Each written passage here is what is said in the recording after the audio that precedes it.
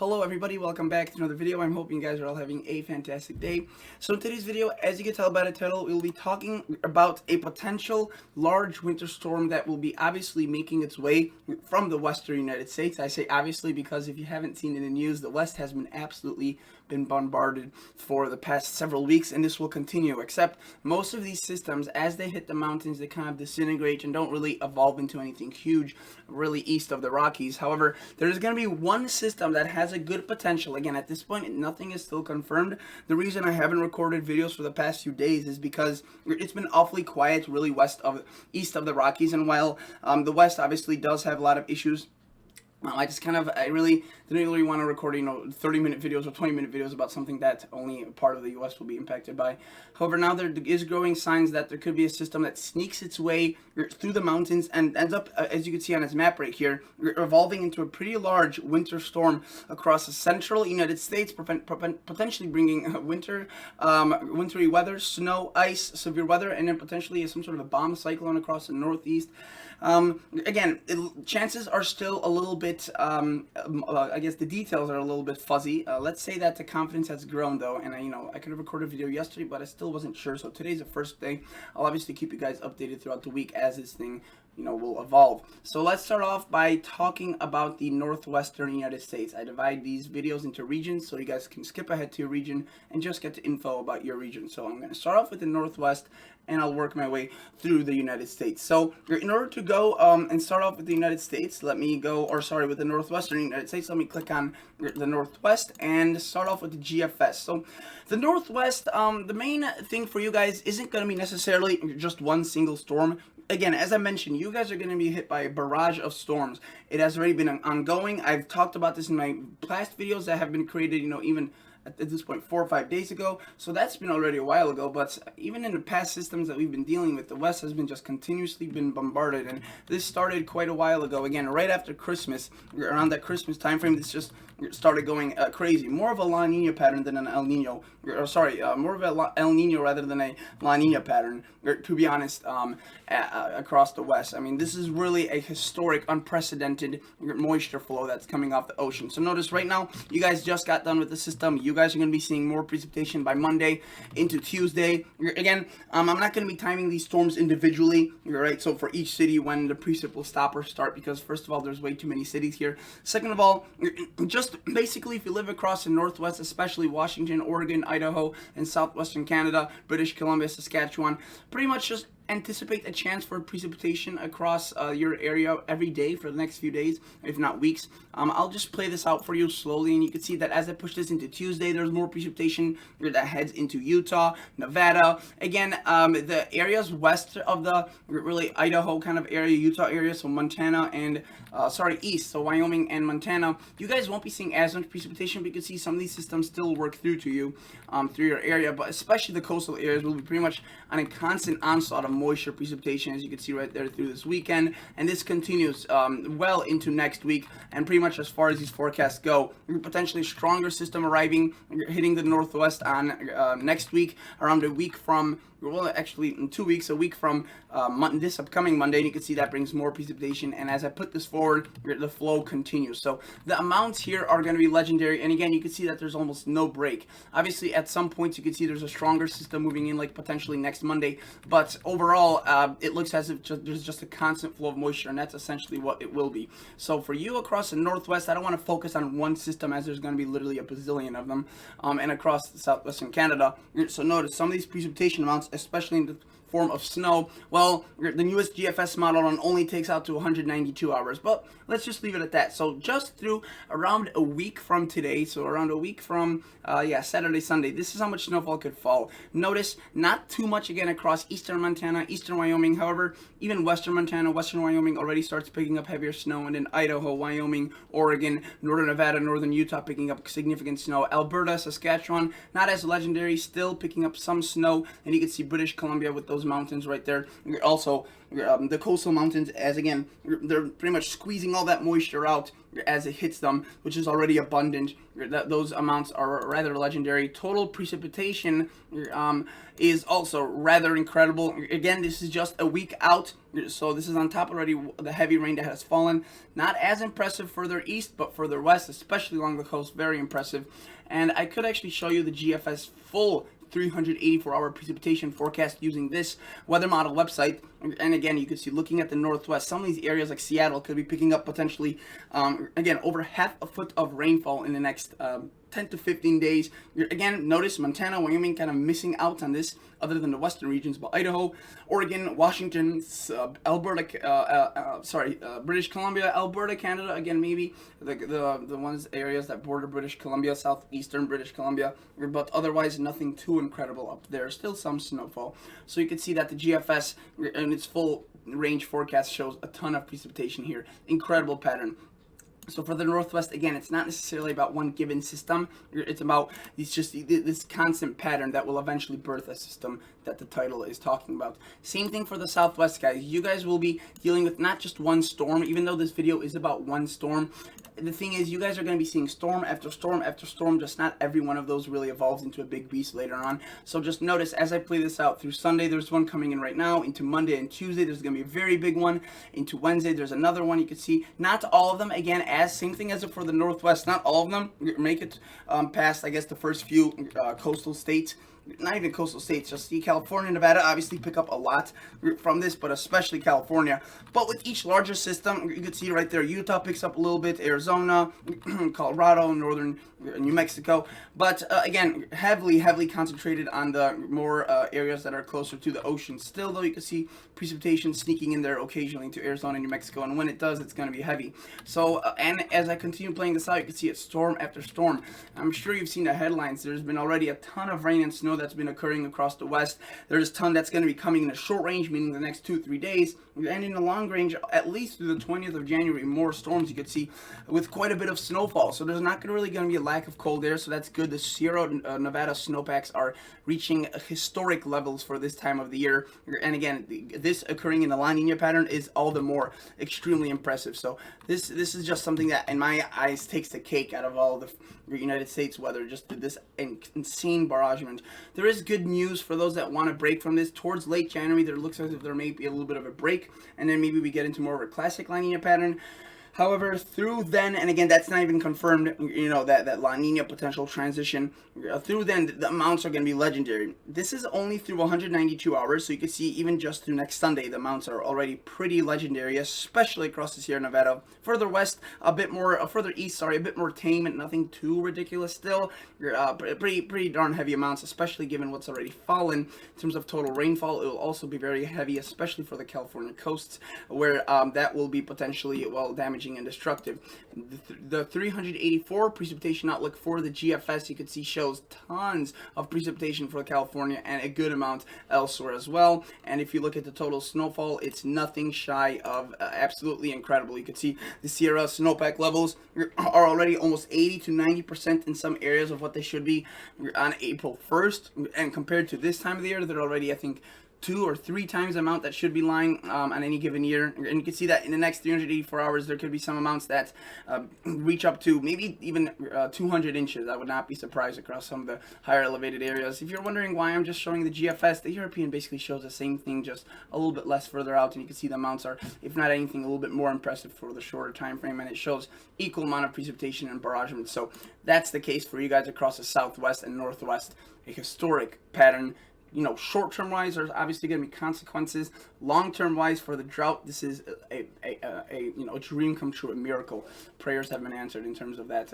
And even despite all of this rain, probably the drought will still persist, or at least the long-term ones. The reservoirs aren't going to fill up completely, but it's going to be, especially something that's, it's kind of a surprise, especially since it's occurring in a year that should have been dry, given the fact it's a La Nina. So definitely good news. All right, let's start off talking about the Central United States, as this is an area where things get a lot more tricky. So unlike the Southwest and Northwest, you guys have been quiet for a decent amount of time now. There was some snow, obviously, that previous system across Minnesota, Wisconsin, it dropped legendary amounts of snow. Minneapolis got 12 inches plus, I believe. It was definitely an overperformer. So if you live across the Twin Cities, you could, if you're watching this video and you could report how much snow you got, that would be appreciated. I'm very curious. Or anywhere across the north central United States that got a lot of snow. I know there were mountains in South Dakota and Nebraska that almost approached 30 inches, which is incredible. I thought that would be kind of a little bit on the high end from the models and, a little bit of inaccuracy, but it turned out to be true. So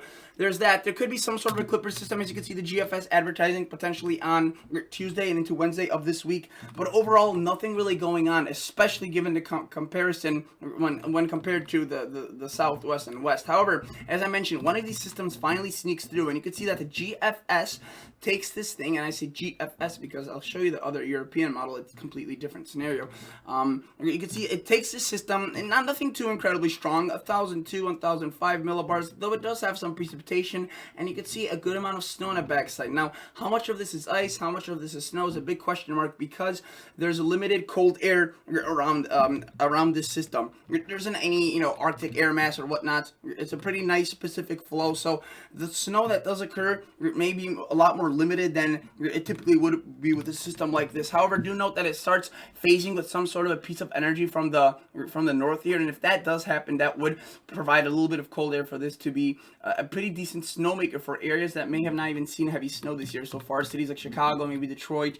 Again, the track of this is still uncertain. I'll show you the European. It has quite a different scenario here, and you can see that again, very heavy snow. Not all areas seeing snow. More of like a early a fall winter storm where you can see some of the precipitation, if it's not occurring under very heavy snowfall rates, starts transitioning back into some rain. So for the north central United States, this would be again mainly a Thursday, a late Wednesday, early Thursday thing for the areas of Kansas, Colorado, and by the time this thing moves out of here completely, it would be Saturday if not Sunday. So, and behind that, of course, typically we see very warm air moving in, so the cold air won't be there for long. However, if you take a look at the total snowfall just through that time frame, the areas that do end up potentially seeing snow could see quite a significant amount of it. Again, how this exactly plays out is still a little bit uncertain. If you look at the European model, the GFS, I do want to say, has been bloody consistent with this. I mean, if you look at its previous model run right today at noon, this is what it looked like. So, a little bit less still. The track was pretty similar. Today at 6 o'clock in the morning, yesterday at 12. So you can see that it's been consistently showing that snow for at least a few model runs now. While the European has been also consistent, but in its showing, which is quite a different scenario from what the European model shows. Definitely a possibility though, and again, as you've seen, the European has been accurate with the previous systems, more so than the GFS. Doesn't mean it will continue to be with this one, but it's something to keep in mind. Do note that the European, again, similar to the GFS, introduces this system around similar time frame, Thursday, early Thursday, late Wednesday across Kansas. Again, not strong either, very similar track. It's just that it doesn't quite align this with that little clipper system as we saw with the GFS. If you recall, that was kind of more over here across Minnesota with the GFS, so it doesn't provide as much cold air, and you can see that it's again a pretty resoundingly similar track. There's just a lot less snow, a lot more rain. It's a possibility, guys. We'll have to wait and see. There isn't a lot of cold air, so this is something that isn't out of the question. And do note that the European does still show a system, so at least there's that. At least it's not like the model isn't showing a system. And again, it's been also pretty consistent with this for the past few days, showing a system that doesn't necessarily show a lot of snow for the north central United States, and indeed just shows some precipitation. Again, if it were to be just this, even the precipitation amounts aren't awfully too heavy, but obviously across the west coast it brings some legendary amounts, and further east it develops into a monster as well. But for the north central United States, this could either be a pretty interesting event with some areas seeing heavy snow, and again, if the GFS scenario plays out, this doesn't necessarily mean that these exact cities will be seeing snow. That just means that it will probably be snowier than what the European is showing, and if it's the European model that's right, well then it may be just more of a rainy scenario. And do note that the GFS it does show, again, you can see very, very heavy snow with this if it were to occur. And this could still shift north, south, and what's not. Obviously, if it shifts too far south, the cold air won't be there to support the snow, so it's kind of a limited in that sense. Do note that in terms of the total accumulated precipitation, it's also pretty significant, though nothing incredible. And you can see the northern parts of this area get kind of missed out from this, so that's one thing I want to add as well. So that's that. That's the GFS versus the European for the North Central United States. Again, we'll just have to wait and see. Stay tuned for updates. Let's take a glance across the South Central United States, as this is another area that could probably will be impacted by the system. Again, the question is, what are going to be the impacts? Right now, there's a little bit of rain. This will continue moving out into Sunday and Monday, and basically will give way to a period of quieter weather for the most. If you look at the temperature anomalies, you may see why this thing is potentially not even going to be producing snow as far north as Illinois, Wisconsin, Iowa, as the temperatures are going to be very warm.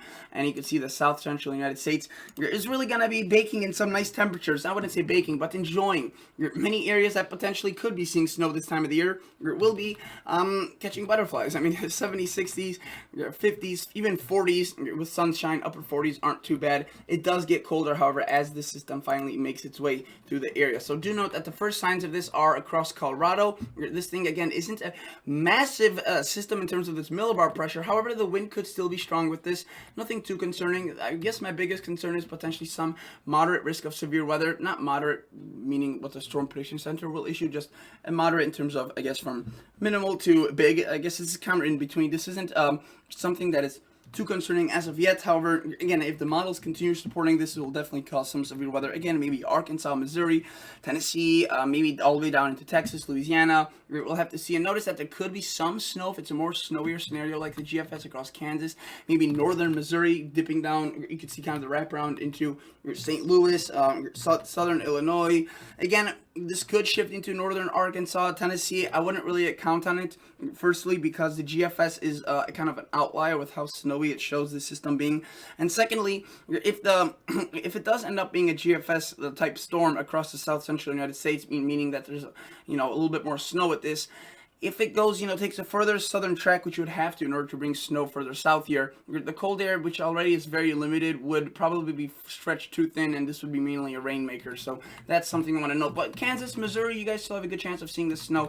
And again, further south, it's more of a severe weather risk. So again, you're behind that, a little bit of cool air. It won't last for long as we see another storm coming in, which will warm things back up. And, the pattern stays active in long range, potentially introducing some more maybe bouts of cooler air, prolonged cooler air. We'll have to wait and see. For now, the models are, let's say, all over the place. European models. So this is another scenario that could very likely come true for the South Central United States. And unlike the GFS, the biggest difference between the European and the GFS is the European does not show as much snow with the GFS. And actually, it's kind of interesting how differently it shows the system, despite the track being almost identical, the timing being very similar, and the strength of the storm also being very similar. And you can see that there it is. There's that system as it barrages into the west coast. On Tuesday into Wednesday, makes its way through Colorado, and right there you can see the European actually maybe showing a slightly stronger system, a little bit of snow and ice maybe into Kansas, possible southeastern Nebraska, but you can see it's mainly a rainmaker. Severe weather also potentially a bit more muted than what the GFS shows, still definitely would be concerned. And you can see that the European doesn't quite time it out with that cold air as well as the GFS there. So for the South Central United States, there's no hope of snow with this one, mainly rain, and then it moves off into the northeast. So South Central United States, according to the European, again, no chance of snow really for anyone. Maybe just as it moves off the Colorado Rockies there, but you can see even the precipitation amounts staying rather smaller. But again, this could quickly change, and the GFS is resoundingly more a little bit more aggressive. And if you look at the Canadian, it's, I would say, more slightly in line with what the GFS shows. Right there you could see potentially pivoting some snow even further south in the GFS there. So we'll have to wait and see. For now, that's basically all I have for you guys here. Again, overall, nothing really too chaotic as of now. Northeastern United States. This is an area that is by far probably the most chaotic of the forecast area, and I don't necessarily mean with the most amount of precipitation and activity, just the most amount of uncertainty, because pretty much all models show a very large system. The European GFS all show very large systems for this area. It's just that some show more rain, some show more snow, and at this point it's impossible to decipher which one has a better handle. It's just a matter of kind of seeing how things play out. There will be some sort of a system moving in across the southern portions of the Northeast, meaning Virginia, I guess North Virginia, more the Mid-Atlantic, West Virginia, Eastern Kentucky, southern Pennsylvania, a little bit of snow into central Pennsylvania, upstate New Jersey, or northern New Jersey. Again, into Monday, that's nothing really too significant. Moves out of here by late Monday afternoon. Do note there's going to be a little bit of cold air that is kind of following that, and there could be a little bit of a clipper that moves in through upstate New York, maybe Toronto, late Tuesday into early Wednesday.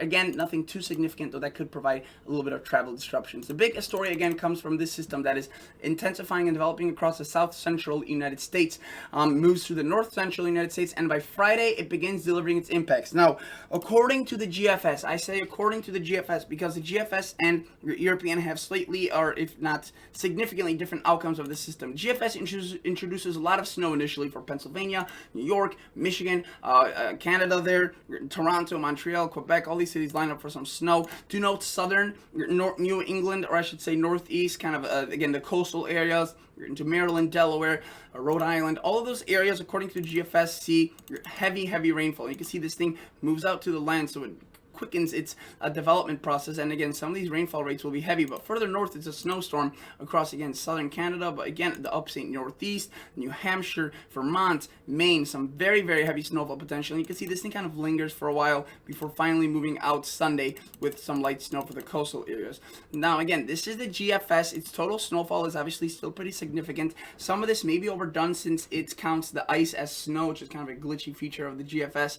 And again, some of the snow is overplayed, but I would not be surprised to see, a widespread foot plus across the areas that do end up seeing snow from this. Again, avoiding the coastal areas mainly. And in the total accumulated precipitation, so rain and snow, you can see there could be quite a bit of heavy rain across these areas as well. So that's something to watch for. However, if you take a look at the European model, I'm not trying to pay too much attention to each individual model because you'll just see how much you disagree on. So the European, as it takes us across the north central United States, it takes us a lot. It takes a lot less cold air for this thing, or I guess it just introduces a lot less cold air for this system to work with. So basically, it's more of a rain system for even for the Northeast, where there is a little bit more cold air compared to the north central United States.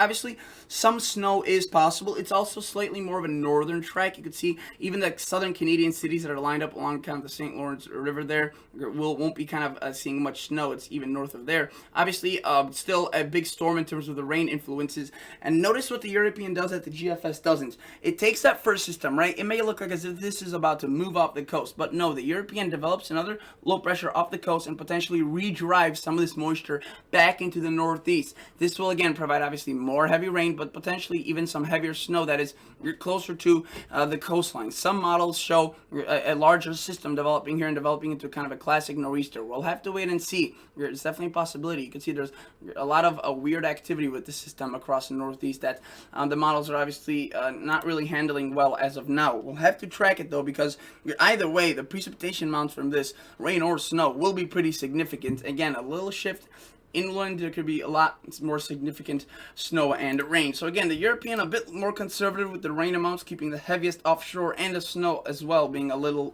obviously less impressive with it. So that is something to watch for. Though the European hasn't been too awfully consistent, do note that the model run that came out prior to this one showed a track that was even further north. And in terms of the total precipitation amounts, let's take a look at this, and let me show you this. Total QPF, you can see that it obviously it did show a system still, and you can see it introduced more of it onto right there Connecticut. Some of those amounts would be obviously extremely heavy. Whether or not a scenario like this or the one I just showed you happens is a little bit of a question. So obviously the Northeast is an area that again is uncertain. If you look at the Canadian, I don't often look at the Canadian. I mean I do, but I don't often show it because usually the European or GFS have something that's in agreement and it's good, but and that's kind of the case closed. But when they're in disagreement, which is actually kind of often, I always like looking at the Canadian and see if maybe it could lean towards one model. Oftentimes the Canadian just does its own thing. More often or not though, it agrees more with the European, and you can see that in this case it does take a more northerly track, right? So kind of like the European, so shows that snow north of even the southern Canadian cities, but it reintroduces this thing a lot more further westward. than the Canadian. So this introduces snow back into Pennsylvania, potentially Ohio, potentially Michigan. So this is something again that's also could be a scenario. And you can see it keeps the system along here for a while. And you can see provides some decently heavy snow with potentially some of that wraparound precipitation. And in terms of total precip, it's also extremely heavy, especially across New England there. So we'll have to wait and see. This is definitely a possibility. Again, northeast is a bit chaotic. For the southeast, it also is a little bit chaotic, depending on whether or not we see a coastal system kind of develop off of this. So GFS, there's going to be a little bit of activity into Sunday and Monday that mainly moves away pretty quickly, and we see a period of calmer weather for the majority of folks, maybe some showers near the Gulf. But by Thursday and into Wednesday, we see again that system moving in. The biggest concern I would say is the severe weather for the northern areas here into Tennessee, Alabama. Could stretch all the way into the Gulf Coast states though. Notice not a really big threat of snow for you guys. It's just a heavy precipitation and rain. Do note that the GFS really, as you can see, starts showing some bright colors here. A little bit of mountain snow as well, obviously, but again, not too expansive. And whether or not this thing keeps more towards the shore or off the shore, you can see those bright colors as it stubbornly moves away. Could obviously influence a lot of the weather here. So in terms of the GFS, it does show some precipitation. You can see especially maybe across the Outer Banks that's heavy, or where that severe weather could play out. But again, it's nothing too incredible. The total snowfall also could be significant across these areas. I would say this is overdone though for Virginia, but there could be up to a foot of snow across extreme eastern Tennessee and western North Carolina. European, on the other hand, shows you could see very, very heavy rainfall amounts just off the coast, or at least this is what it showed at midnight with the most newest European model run. Again, it also shows that heaviest rain just off the coast, though this could easily move in onto your areas here as the system kind of flirts with a potential redevelopment across the northeast. So let me show you the European and time this out for you. Again, so pretty quiet this week up until Thursday, where this thing really starts brewing and showing itself. Late Thursday has potentially a severe weather outbreak across the southeast. By Friday, it's done for most, except again, the coastal areas could see the system stall out and start producing more precipitation and more rainfall. There will be a blast of cool air that moves in behind us as well, obviously bringing some cooler temperatures, though they won't be prolonged. So for the southeast, again, a lot of depends on, I guess, just we'll have to wait and see. Similar to the northeast, there's just too much disagreement amongst the models to actually make a decisive conclusion about anything. If you look at the Canadian model, again, there's that little system moving in through this weekend. It's out of here again Monday, Tuesday, Wednesday, clear for most. By Thursday, we see a southerly flow again, and we see those storms moving in. Canadian not as aggressive with that severe weather threat, though it does definitely show that rainfall, and you can see it does show that system really slow down near the Outer Banks here, showing quite a bit of rainfall, and eventually pivots it into the kind of the northeast there. So it hangs this system along here for a while. So obviously the precipitation amounts would be a bit heavier towards the coast here, a bit lighter if there wasn't that severe weather further east, or further west, sorry. And then the total snowfall, again, you can see also similar to the GFS. So not a snow threat for you guys, but definitely a rain threat with some, again, powerful storms. So yeah, we'll have to wait and see. This is definitely something, that's a concern, obviously, as well, essentially, we have, a system that's going to be moving in off the west. That's likely to happen. And then as this thing moves across the north central United States, we'll have to see whether or not it's more of a snow system, or maybe it's more of a rain system. Again, it can't. The GFS model by far shows this storm as a more of a snowy system. You can see it shows quite a bit of snow developing on the northern side of this, quite a bit of rain, especially severe weather towards the south, and you can see it does show a lot more snow for the northeast, and it's a pretty powerful storm right there.